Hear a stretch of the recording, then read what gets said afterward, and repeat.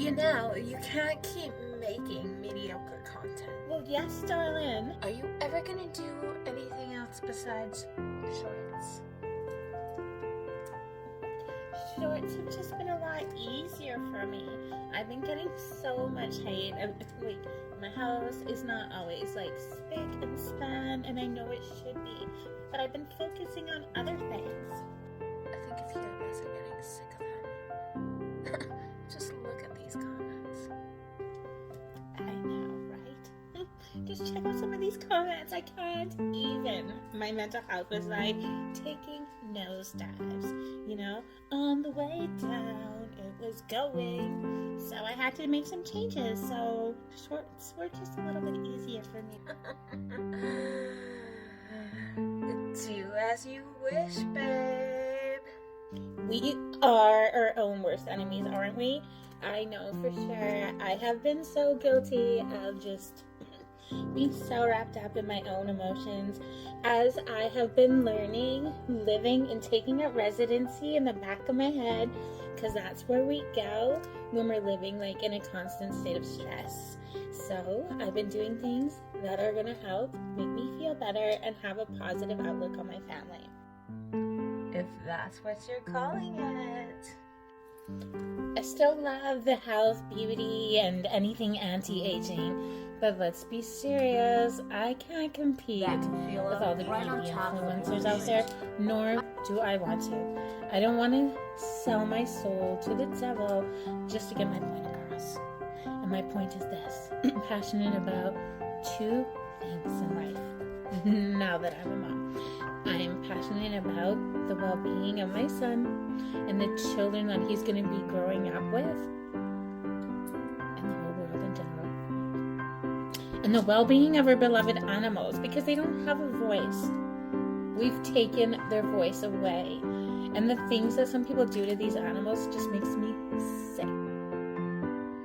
Okay, I guess we'll see, won't we? So I know what you're thinking. What the heck, Ruby? What about pinup? Well, pinup I still love, but the values are kind of changing, and they're evolving into something that I don't really think is going to help raise my son to be the man that I aspire him to be. I know a lot of you are going to take it out of context, but all I want to do is be involved with his life. I want to help him find his skills, his passions, who he wants to be, his friends, his girls, his boy friends, whatever his future looks like for him, I want to help him get there. So how do you raise a 6-year-old that you don't understand in this world? I got my first cell phone when I was 19 years old. I guess that makes me a Gen Xer. I'm a Gen Xer mom of a 6-year-old. So I want to raise him how I was raised.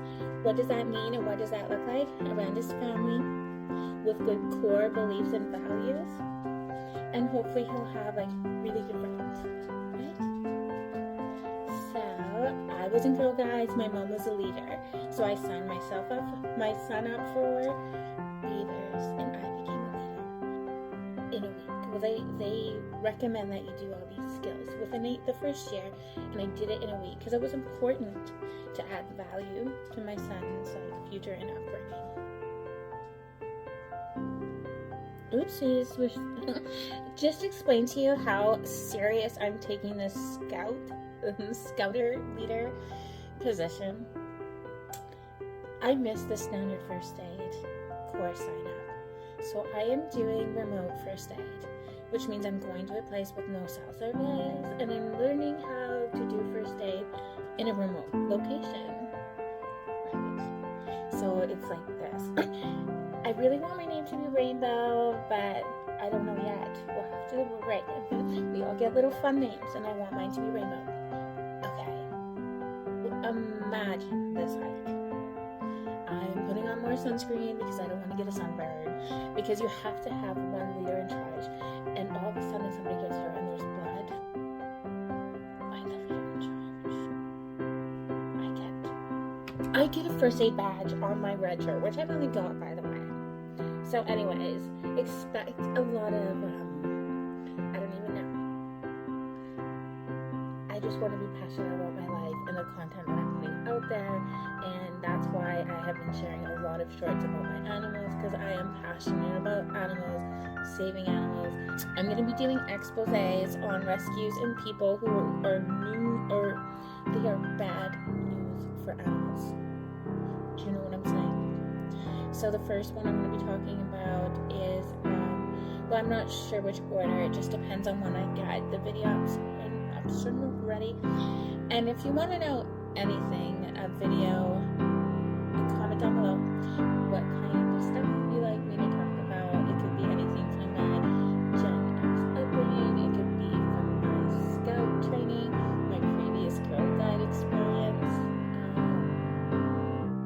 I'm also doing a lot of mental health strengthening courses. I'm meeting with, I'm taking a course where we focus on my inner mental health and well-being. So I'm feeling really strong and positive. So I think it's a good time to start making content again, because when you get comments like that, you just don't want to make anything anymore. Even though what you're saying has value, you just lose that spark. And I feel that spark coming. And it could be because of my survival skills. It's not every day you read a book on survival and then you get to go to a remote location for the whole weekend and learn how to survive again. That's cool. Remember when this was me? Now that is me. I'm going to be in the mountains. I will survive. Well, yeah, because there's other professions there. That's why. Anyway. Craziest about these rescues and this one. I have two rescues on my radar right now. One is EJ Rescue, and that one's close to me, and I don't want to get into too much details. Just know that I'm going to be making a video discussing them later. But just to bring you kind of up to, it's crazy when you have people, for example, they have over 16,000 followers, and then they have this. We are a not-for-profit animal rescue committed to doing our best. Committed to doing our best. If this is their best, like, look at these headlines. Airdrie's EJ Rescue faces charges as 44 dogs are seized amid horrid conditions. Alberta's SBA, like, these are all the same. They are not doing what is good. And then you also have, like, you have EJ Rescue with their 16,000, and then you have EJ Not a Rescue Foundation. They only have 990 followers. Like, why is that? But it's because people only want to see what they want to see, and until you get involved with it, then you don't really know what's going on. And this entity has repeatedly shown disregard for the well-being of its animals. The environment is filthy. And the dogs are starved. And I know the dogs are starved because, well, I'll get into that later. I can't even get over this. The allocations have been going on since June. I'm back on the radar in 2020. Brutus! Think about that. Did you ever wonder if you are on the right path? Truly?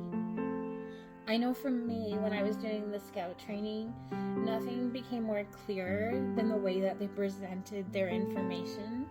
Like I said to my husband and anybody who will listen, that includes you, I laughed, I cried, I felt connected to the program, and it's because of the guests that they had speak. One of them that touches really close to my heart is Rhea Parsons. Her dad spoke on how hard it was losing Rhea, and I always believed fully that if social media existed when I was her age, there is no way I could have survived the torment and the bullying and that anguish that I felt inside. If that would have been displayed on social media by the people I trusted, I know that I would not be here right now. And that's why it has become important for me to be a better person, to reach anybody who will listen, that your life is worth it and there's value in every moment. And I just want to reconnect with that piece of me again.